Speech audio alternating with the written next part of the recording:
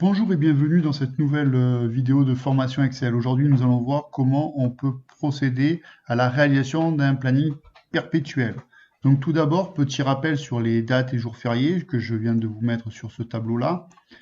À savoir que les dates de jours fériés seront fonction de l'année ici mentionnée, que cette cellule fait appel à la cellule du calendrier perpétuel où on va définir l'année de ce calendrier de telle sorte que les plages de jours fériés soient bien mis en face soient bien mis sur les cellules des jours fériés sur notre calendrier de l'année que nous aurons désiré avoir. Pour ce faire, donc je vais sur la feuille 1, cette plage, donc cette cellule, c'est bien la cellule F1 qu'on retrouve sur jour férié, donc feuille 1, F1. Si je viens à bouger, par exemple, à changer la cellule F1 en 2024, j'aurai donc automatiquement l'ensemble des jours fériés ici qui seront mis en 2024. Donc je vais remettre 2023. 2023. Le premier jour de l'année, donc c'est relativement simple, ça fait appel à la fonction date, donc de l'année F1, mois 1, jour 1. Ensuite, j'ai juste fait H8 qui est égal à G8 plus 1, etc., etc. Et j'ai incrémenté jusqu'à la ligne, enfin la colonne NH. Pourquoi NH? Pourquoi jusqu'au 1er janvier? Parce que nous avons des années bissextiles, des années de 366 jours. Donc 3 fois sur 4, l'année ira jusqu'à NG et une fois sur 4, elle ira jusqu'à NH. Maintenant, nous allons donc réaliser donc ce calendrier perpétuel. Nous allons mettre tout simplement dedans les jours fériés. Nous allons donc sélectionner de G8 à NH38. Alors ça en fait des cellules forcément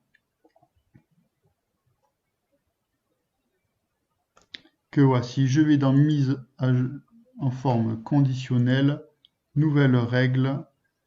Donc là, on me demande ce que je veux faire. Je vais marquer une nouvelle règle avec utiliser une formule pour déterminer pour quelle cellule le format sera appliqué. Je vais donc mettre en premier lieu la cellule des jours de la semaine. Alors c'est simple, le premier jour de la semaine pour Excel, c'est le dimanche. Donc on va le faire débuter le 2 et on va lui dire que ça doit aller jusqu'au 5. Donc relativement simple, on va faire donc égal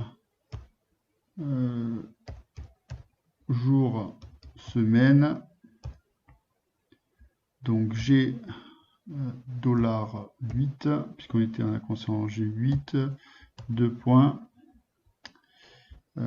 slash supérieur à 5 et normalement on doit être bon. On va dire que le format de la cellule, alors on va prendre remplissage, vu que c'est le week-end, on va dire que c'est en marron.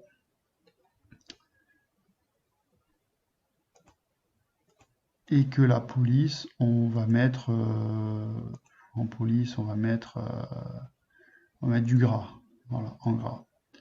On appuie sur OK, OK et OK. Automatiquement, j'aperçois en arrière-plan que mes jours de week-end sont donc repérés. Je vais donc ajouter une nouvelle règle, une seconde règle donc, où je vais faire la même chose, je vais définir à partir d'une formule. Donc là, je vais faire appliquer pareil cette formule. Elle est de la sorte que on va donc appeler le calendrier des jours fériés en fonction de l'année choisie. On va faire donc une recherche verticale et on va dire que donc on va mettre égal nom ESNA, donc recherche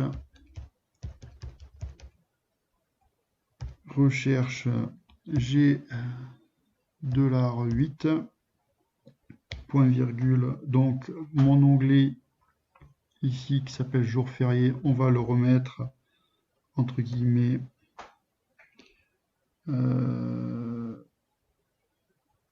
on va aller le chercher comme ça, on va faire jour férié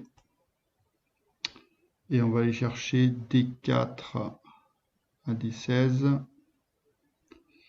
Ensuite on va faire 1 slash point virgule, je veux dire 0 3 et logiquement là je vais faire en mise en forme, je vais dire que c'est du rouge parce que c'est férié tout simplement. Et donc là, on va mettre en carré italique quand c'est férié. OK. OK.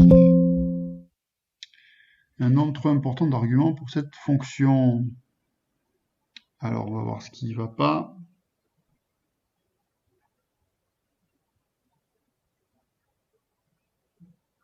Ah, c'est le problème, c'est que je n'ai pas mis recherche V, hein, j'ai mis recherche.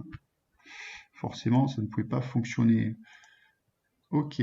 OK, on vient de s'apercevoir que là, ça doit être le 25 décembre qui s'est mis en rouge. Et donc, automatiquement, j'ai le 15 août qui s'est mis en rouge. 14 juillet. Le 18, 28, 29 mai. Si je change, que je mets 2024, hop, ça change pour avoir le jour férié de 2024. Voilà, automatiquement.